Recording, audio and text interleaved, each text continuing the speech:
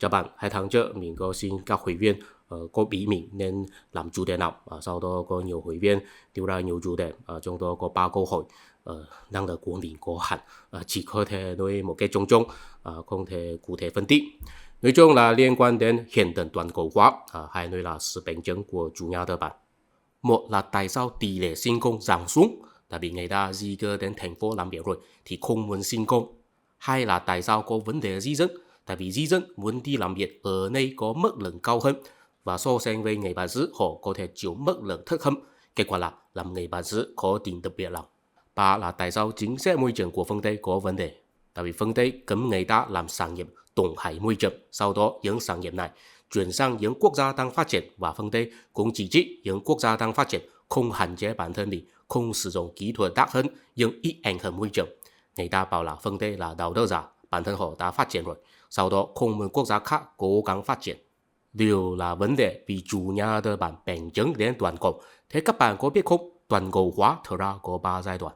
Một là công đường tơ lụa từ thế kỷ 1 trước công nguyên đến thế kỷ 5, khi đó đầu máy kinh tế là Đế quốc La Mã.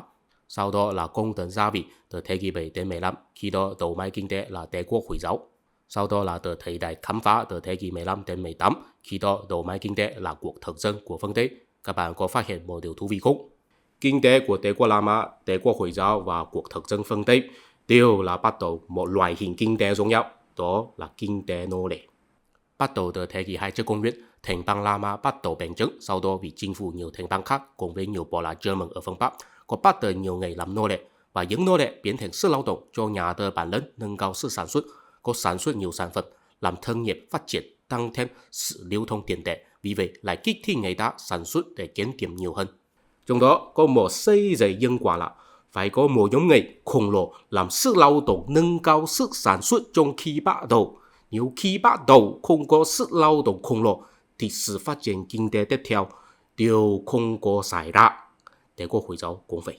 Bắt đầu từ thế kỷ 7, người Ả Rập chinh phục toàn Trung Đông và Bắc Phi, họ cũng là bắt nhiều người châu Phi và người Slav của châu Âu làm nô lệ, vận tải họ đến các thành phố Hồi giáo làm sức lao động, vì vậy mới có sự phát triển kinh tế tiếp theo. Cuộc thực dân phương Tây cũng vậy, bắt đầu từ thế kỷ 15, sau khi phương Tây phát hiện đại lục châu Mỹ rồi thì sẽ bắt nhiều người châu Phi làm nô lệ, vận tải họ đến châu Mỹ đào vàng đào bạc, trồng trọt các loại nông sản kinh tế, sau đó mới có sự phát triển kinh tế tiếp theo.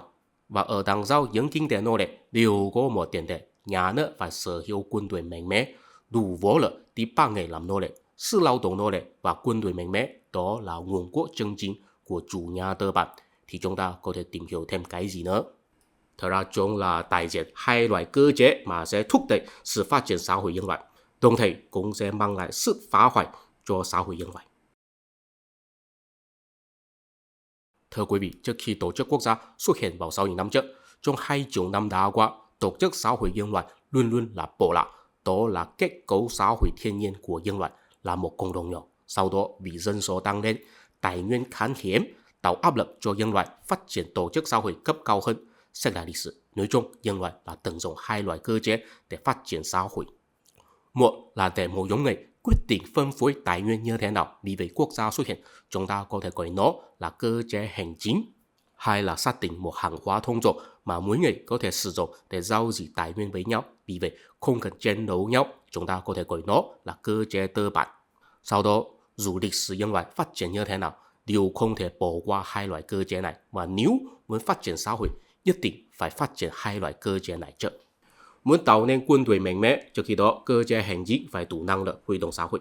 Muốn tạo nên sức lao động nô lệ, trước khi đó cơ chế tư bản phải đủ năng lực quy phạm công nghệ, là một sản phẩm mà có thể giao dịch bằng tiền tệ. Nhưng mà có một điều chưa chú là tổ chức thiên nhiên của nhân loại là cộng đồng nhỏ.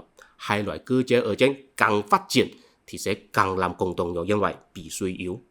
Ví dụ xã hội A có một cơ cấu hành chính thu thuế từ người dân và cung cấp dịch vụ công cộng, còn xã hội B thì không có, thì có nghĩa là cơ chế hành chính của xã hội A là phát triển hơn xã hội B. Vì vậy chúng ta có thể nói rằng cơ chế hành chính càng phát triển thì có nghĩa là càng có thể cung cấp nhiều dịch vụ công cộng.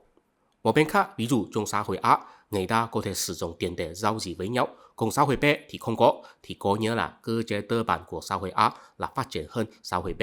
Vì vậy chúng ta có thể nói rằng cơ chế tư bản càng phát triển thì có nghĩa là càng có nhiều thứ để giao dịch bằng tiền.